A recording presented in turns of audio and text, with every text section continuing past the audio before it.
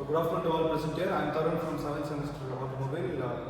Along with my teammates Syed Mohammed, Ritik and Krishna. We are here to present our final year project which we are working on. It's titled as the determination of underbody scraping using the half-car model. Moving on to the introduction of our project.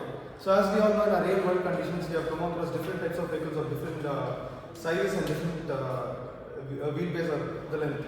So when it comes to a real world condition, when a vehicle is encountering different types of bumps, the bump which is said to be another parameter on the road, which consists of many irregularities. It is not of the same type, even if there are particular standards given from the government side. People, for their own usage or in order to promote the traffic calmness, make the irregularities in the bump, which in turn again causes effects on the car manufacturers, where the underbody of the car gets scraped or even gets damaged. In most extreme cases, it causes even more damage on the underbody, where there is a leakage of the oil pump, the seizures of the vehicle. So the passengers of the vehicle are not even aware. They just feel a thud under from the underbody. So our main goal taking up this project is we from our side will help the OEMs or the manufacturers by promoting a GUI. We're using our methodology of using MATLAB or Simulink, so that they can rectify or test using the given parameters or the set of parameters that from the vehicle side as well as the bump, and they will get the required output out of it. So the previous review I had mentioned about all the objectives that we have, and fortunately we have achieved all the objectives which we have mentioned here. There is developing a standardized equation for the half-car model, which will be explained in the further presentation, and creating a general equation for bump profile as well as the underbody dynamics, where we have clearly described what exact equation we have used, how we have integrated into the half-car model and later into the GUI. And as mentioned, to stimulate the travel profile of the vehicle's underbody, which is picturized on the as a graph on the graphical user interface, and analyze the impact of the bump geometry of the half-car model. This is the literature survey which we have gone through, like all the papers which we have done. Yeah, talking about the methodology, the previous review we have completed still the development of the scrapping logic, and after the till date we have completed all the blocks, where we have divided into two teams, and we worked on the collection of bump data and the half-car model, and alternatively we have completed all the works and we have come to the results and conclusions. So this is the outline which we have mentioned on the timeline which we have worked on from starting from week 1 to week 8, and all the works which have been carried out are mentioned here. So talking about the bump profile. So a bump profile, as I mentioned, it is not something that we can give our own values and to test our model onto it. So that will not validate our project. So we have taken the real world values of 3 different bumps from the real world scenarios, and that we have used in our project to validate our results. This is the bump profile equation that we have used in the bump model. So explaining about the equation, this is a cosine bump equation, where this is used for road irregularities, where this equation follows the limits, such as if explaining about all the parameters, the h defines the height of the bump, and l is the length of the bump, and v, there is the velocity of the vehicle that will be given as an input, and y is the vertical displacement of the with the position of the vehicle as x. So when x is less than or equal to 0, or when it is less than L, so we will be getting the bump profile. And suppose if x, that is the vertical position of the vehicle, is greater than that of the length of the bump, so we will not be getting any signal out of it. So which means the bump model will not generate any signal or will not acquire the required bump. This is the MATLAB model which we have used. So these are the parameters which I just mentioned. That is the capital X, that is the height of the bump, length of the bump, the velocity which is integrated into, which is differentiated, and then into the bump profile. And this is the MATLAB function block where we have integrated our code. That is the equation which is converted in terms of code, giving the parameters that if by using if and else code, that if x is less than L and L is less than 0, we will be getting the bump signal, and if the x is greater than L, we will not be getting the bump signal, and the bump will not be clearly determined. So talking about the bump, so bump has to be integrated to the half-car model. So we have used the rear unsprung mass and the front unsprung mass. So when we are integrating the bump model to the unsprung masses, the front and rear has to have a delay in it. So the front, when integrated, when the front is integrated to the front unsprung mass, is directly integrated by just connecting the model.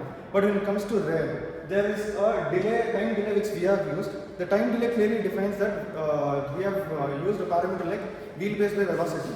So which gives a sustained value where it gives a required delay. That is one. This is because in real world scenario, both the wheels will not encounter the bump at the same time. So there will be a delay from the front wheel as well as the rear wheel. So we have achieved this by using this particular block. Moving on to the next slide. So moving on to the half car model, which will be further explained by Said now. Good morning. So this is the half car model which we are choosing. This half car model is drawn by the normal SolidWorks. Here we have the sprung mass and unsprung masses. This is the road profile, and these are the these are the equations. These are the 4 equations. As this is a 4 degree of freedom model, half car model. It has a pitch angle, sprung mass, unsprung masses, rear tire and front tire. That's why it is a 4 degree of freedom model. That we have explained. 4 degree of model, vertical transition of the sprung masses and the angle which it deflects, and the vertical transition of front and the rear tire. This is the whole Simulink model of the half car model which we have created from using the previous whatever the formulas were there. We have created the closed loop system, Simulink system of a total half car model. It looks like this.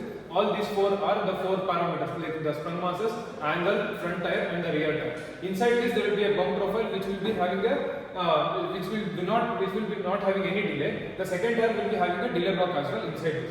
So these blocks will have the bump profile as well. What are the scopes we are seeing at the last? These 4 scopes give the deflection. First one will give you the sprung mass deflection. Second one will give the angle deflection. Yeah, it was in radians per second. When we multiply it, it will give you in theta. And the next one is the deflection of front tire and the rear tire.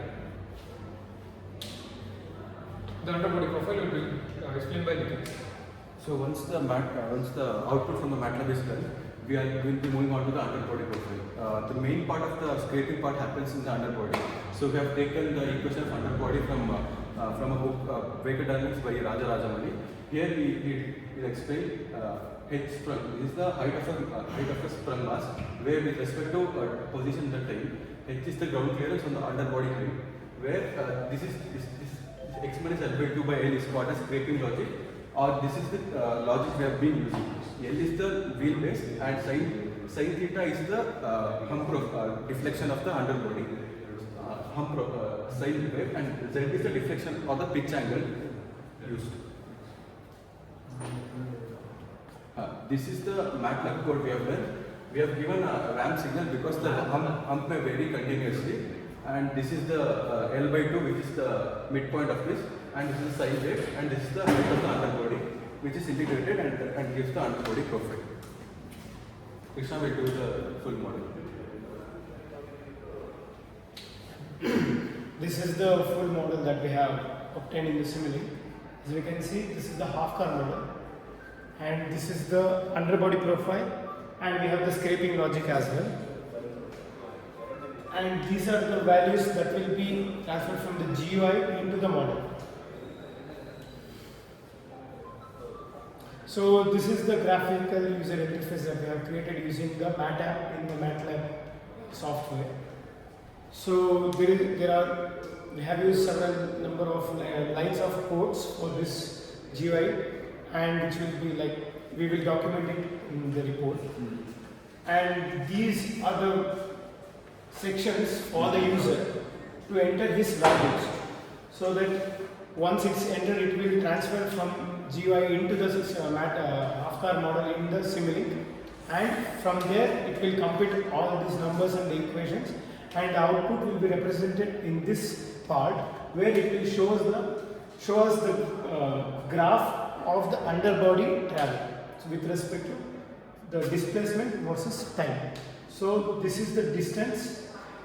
As we can see, the user has given a ground clearance of 0.17 meter. So it's 0 and it's 0.17 meter height. So it says that the underbody profile is at a distance of 0.17 meter from the ground. So with respect to the bump, The bump will be 1.5 mm. It will be nearly like this, of this height. And this distance is calculated with respect to the height of the bump as well as the road. As the vehicle travels from the straight road towards the bump, the distance between the road and the underbody go on decreasing. So that's what we can see here. And even we can see that the scraping has occurred, and the GUI is showing us that the scraping has been done at 1.16 meter. So this is the line which indicates the scraping. So we also have integrated this lamp which will turn red if there is a scraping, and which will be green if there is no scraping. So this is our current status. It's the one work which we have in pending is the extraction of the results with different profiles, with different wheelbase and different vehicle masses. So we will be completing that part. So yeah, thank you. Now, what are the different types of So analysis that you have done? yeah, like what we are going to do. Basically, the different graphs that you have made. So, you know, not put it in the PPT. No sir, we are actually We are actually trying to do with 3 parameters: different velocities, different bump profiles, and different vehicles. Basically,